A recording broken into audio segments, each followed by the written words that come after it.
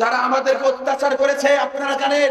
আমি ব্যক্তিগতভাবে বলতেছি, এই পলাশবাড়িতে বিচরণ করার অপরাধে, পলাশবাড়িতে ইসলামী আন্দোলন করার অপরাধে, ছাত্র শিবিরের জেলা সন্দেহ হওয়ার অপরাধে, এই নাস্তিকবাদীরা, পেত্নির বাচ্চা পেত্নিরা, ফেরাউনের উত্তরসূরিরা, আবু জাহেলের গোষ্ঠীরা আমার নামে মামলা দিয়েছে মাত্র 26টা। কয়টা? মাত্র 26টা মামলার আসামি মাত্র 5 বার চলে গেছে, বেশি না। কয়বার? 5 বার গেছি। ভয় করছি, রাতের পর রাত, দিনের পর দিন ডান্ডা বেরি করে ঘুমে আছি। রিমান্ডে নির্যাতন করেছে, অত্যাচার করেছে, হাত পা বেঁধে ফেলে রেখে নির্যাতন করেছে। কিন্তু এই বুকের ফাটা আমার আছে, বাতিলের কাছে মাথা নত করি নাই, কখনোই আপোষ করি নাই। প্রতিরোধ করেছি, তাকবীর দিয়েছি, জীবন যাবে, বাতিলের কাছে মাথা নত হবে না।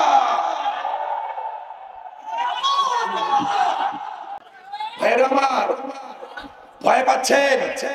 পুলিশ আসবে, লীগ আসবে, সন্ত্রাস আসবে, বাতিল আসবে, আবু জাহেল আসবে, উতবা আসবে, সাইবা আসবে, ফেরাউন আসবে? আসবে না। ফেরাউনের গোষ্ঠী আর আসবে না। ফেরাউনের গোষ্ঠী পালিয়েছে দেশ ছেড়ে, কথা বলেন ঠিক কিনা? আর দেশে আসবে না। তবে হ্যাঁ, জেনে রাখুন, আমরা প্রতিশোধে বিশ্বাস করি না। আমাদের নেতা, আমাদের রাহবার বলেছে আমরা সাধারণ ক্ষমা ঘোষণা করে দিলাম, আমরা মেনে নিয়েছি না?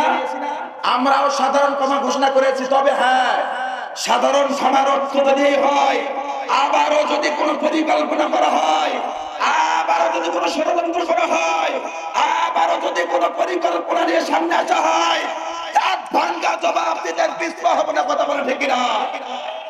এই পলাশবাড়ি এসএম এর গেট থেকে যদি ঢোকাতে দেখেন নাই, এই এসএম এর গেটে 2013 সাল 14 ফেব্রুয়ারি কিছু সন্ত্রাসী বাহিনী আমাকে আটক করে অতর্কিত হামলা করে আমার হাত পাগুলো ভেঙে দিয়েছিল।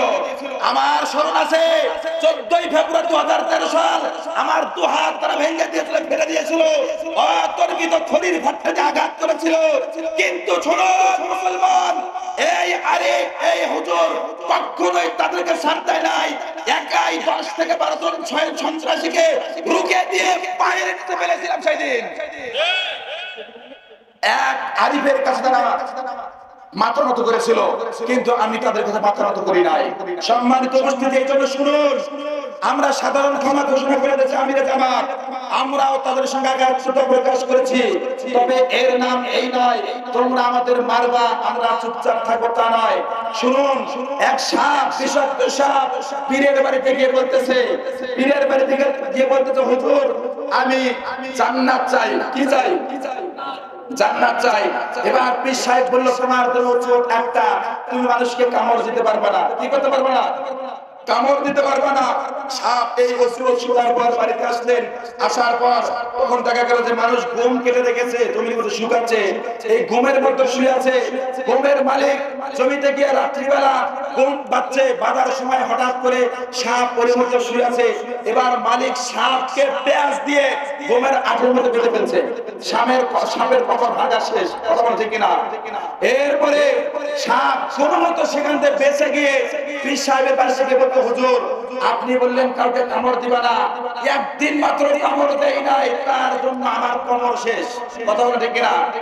এবার পীর সাহেব বলতেছে, সাপ তোমাকে বলেছিলাম কামড় দেওয়া যাবে না, কিন্তু তোমাকে বলি নাই তো ফুসফাস করা যাবে না। কথা কি বোঝেন? তোমাকে বলি নাই তো ফুসফাস করা যাবে না। আমাদের রাহবার বলেছে কামড় দেওয়া যাবে না, তার মানে এই নয় যে ফুসফাস করা যাবে না। আমরা আছি ঐক্যবদ্ধ হয়ে, কেউ যদি কামড় দিতে আসে আমরা ফুসফাস করে তাদেরকে আমরা এলাকা থেকে তাড়িয়ে দেবো। কথা বলে ঠিক না? রাজি আছে মুসলমান? কারা কারা রাজি আছে? দু হাত তুলবে, আল্লাহকে রাখান।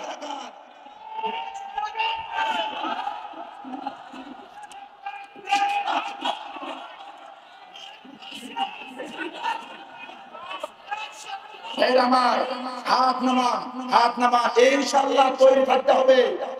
আগামী নির্বাচন, এই নির্বাচন হবে ইসলামী স্টেট কায়েমের নির্বাচন, এই নির্বাচন হবে জামাত ইসলামের নির্বাচন, এই নির্বাচন হবে কোরআনের নির্বাচন। কথা বলেন ঠিক কিনা? এই নির্বাচনে সকলে এক একজন প্রার্থী হয়ে আমরা মাঠে ময়দানে কাজ করে আমাদের প্রার্থীকে বিজয় করবো ইনশাআল্লাহ। পারবেন না ইনশাআল্লাহ? ইনশাআল্লাহ পারবো, পারতেই হবে। এখন আমি যে আয়াত তেলাওয়াত করেছিলাম দুই একটি কথা সংক্ষেপে বলে শেষ করতে সময় আমার শেষ হবার মাত্র 3 মিনিট আছে। এজন্য বলতেছিলাম শয়তান, শয়তানকে দেখেছেন আপনারা? দেখেছেন? দেখা যায়, দেখা যায়। তবে হ্যাঁ, শয়তান, শয়তানের লক্ষণ 3টা। বলেন কয়টা? 3টা। 1 নম্বর অহংকার। বলেন কি? কোরআন দিয়ে বলতাম সময় নাই। 1 নম্বর কি? অহংকার করা। বর্তমানে বাংলাদেশের পেত্নির বাচ্চা পেত্নি অহংকার করেছিল, মনে হয় আর গদি থেকে নামা লাগবে না। কথা বলেন ঠিক কিনা? একদম শয়তানের মতোই তারা করেছিল, মনে হয় আর নামা লাগবে না, মিলে গেল। এরপর কিভাবে অহংকার কেমনে হয়? আল্লাহ বললেন ও আজাজিল, আদমকে সিজদা করো। এই আজাজিল তখন বলেছিল যে আল্লাহ আমি হলাম আগুনের তৈরি, জিন জাতি আগুনের তৈরি, আগুনের গতি ঊর্ধ্বমুখী, আর আদম হলো মাটির তৈরি, মাটির গতি নিম্নমুখী। আমি গতি সম্মুখী, আমি নিম্ন গতি মাটিতে সিজদা করতে পারি না। অহংকার আছে না নাই? অহংকার করে বসেছিলেন। এরপরে আজাদিন বলেছিলেন আল্লাহ বলেন সিজদা করো। আজাদিন বলেছে সম্ভব নয়, কারণ আমি সিজদা করতে পারবো না। এরপরে সামনে থেকে যেতে হবে, সামনে থেকে যেতে হবে। এরপরে আজাদিন আল্লাহর কাছে চেয়েছিলেন লম্বা হায়াত। কি হায়াত? লম্বা হায়াত চেয়েছিলেন। কত বছর? আল্লাহকে বলেছে আল্লাহ আমাকে যে বিকৃত করলেন, আমি কিয়ামত পর্যন্ত হায়াত চাই, যাতে করে মানুষের সঙ্গে মিশতে পারি, মানুষকে পথ প্রশ্ন করতে পারি। আল্লাহ বললেন দিন পাস। বর্তমানে বাংলাদেশের নির্বাচিত ব্যক্তি ক্ষমতা এসে বলেছিল 21 সাল 41 সাল 100 সাল। কত বলেছে কিনা? এই যে শয়তানের লক্ষণ আর তার লক্ষণ মিলে যায়। এরপরে বন্ধুগণ আরো ক্ষমতা চেয়েছিল শয়তান, বলেছিল যে আল্লাহ শুধু ক্ষমতাই নয়, আমাকে এমন ক্ষমতা দিতে হবে যাতে করে আমি মানুষের শিরায় শিরায় মিশতে পারি, রগে রগে মিশতে পারি। আল্লাহ বলেন বিল পাস। এরপরে বন্ধুগণ শয়তানকে সেই ক্ষমতা দেওয়া হয়েছিল। শয়তান সেই ক্ষমতা দিয়ে মানুষের মধ্যে মিশেছে, রগে রগে মিশে মিশে মানুষকে পথভ্রষ্ট করে। বর্তমানে ব্যক্তির বাচ্চার ব্যক্তি ক্ষমতায় গিয়ে মানুষের রগে রগে মিশে মানুষকে চুষে চুষে খেয়ে তোমরা করে ঠিক না? এই জনগণকে মুক্তি দিতে হলে কোরআনের পক্ষে আসতে হবে, ইসলামের পক্ষে আসতে হবে।